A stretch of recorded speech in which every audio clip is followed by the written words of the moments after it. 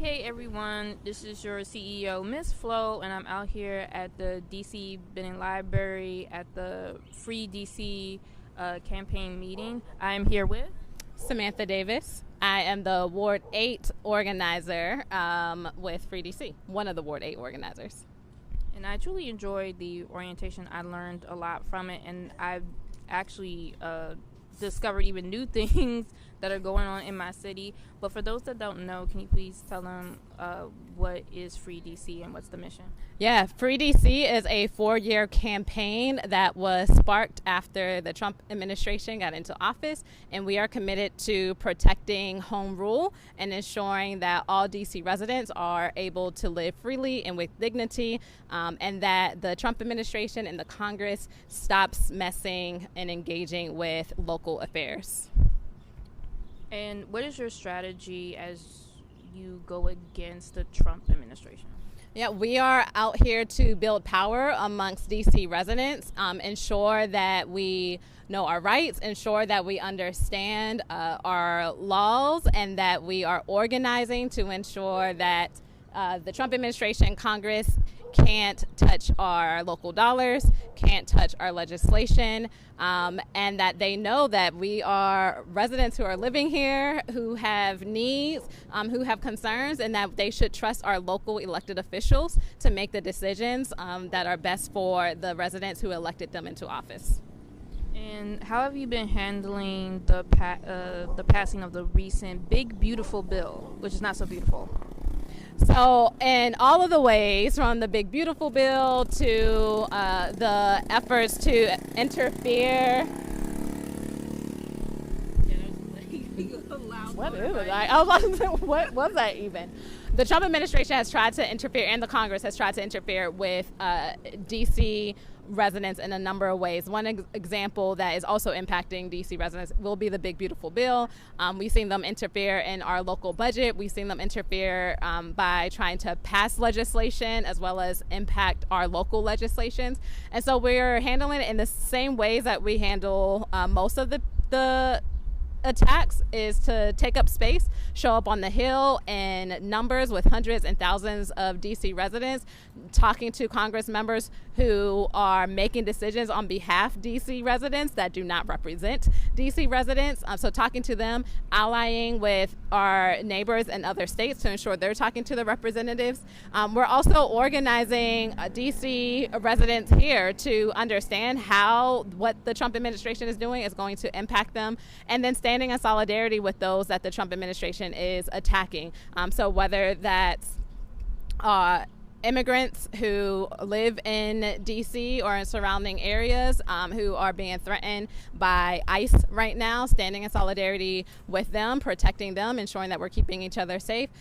Whether that is our school systems who are being threatened by the movement of our local budgets, working with our school systems to do that, engaging with our mutual aid networks to help anyone who is in need of groceries, of medication, of hygiene products, to help that make sure that they have those items as well.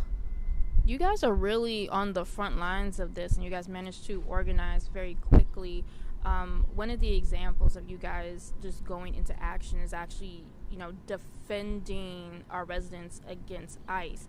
What I didn't realize, or I didn't learn until tonight, was that ICE was actively moving in DC, specifically in Ward 5. Can you talk about your experience with that? Yeah, so we saw ICE moving in Ward 5 and Ward 1 as well, targeting schools, targeting locales where we know our neighbors are. And so our leads in Ward 1 really mobilize the others in Free DC, as well as partnering with groups like the Migrant Mutual Aid Network to ensure that we had a physical presence at any area that we knew ICE was going to be in, targeting folk, to show that solidarity, to show that support, and then also following up and supporting folk if they needed any type of their essential needs as well. But just, again, taking up that space and standing in solidarity, letting people visibly see that we are standing with you, that we are here, that we are going to do our best to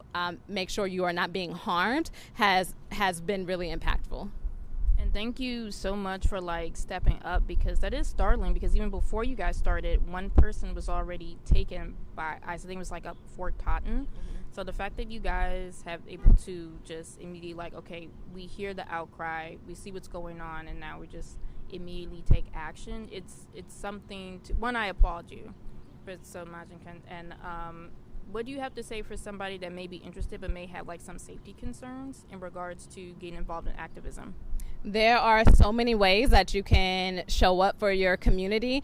That might be on the streets, that might be protesting, that might be being on the Hill, but that also might be engaging in mutual aid efforts and providing groceries, providing childcare, providing medical support to your neighbors. That also might be building capacity and teaching and training people on different skills. And so just encourage people to really tap into what brings them joy, what they're good at, and knowing that that will add value to the Free DC movement and really any social justice movement that is happening in these times.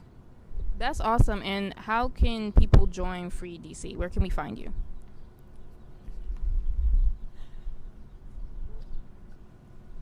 You can go to our website at freedcproject.org. We're also on Instagram and most social media channels at Free DC. So check us out there, send us a DM, or look at our events page on our website and show up at any one of those events. There will be someone to greet you and connect you to the work. Thank you for speaking with me today, and it does bring me joy to see people coming together in a time of crisis. Thank you. We appreciate you being here. Have a good one. Thanks. I never know how to answer that question.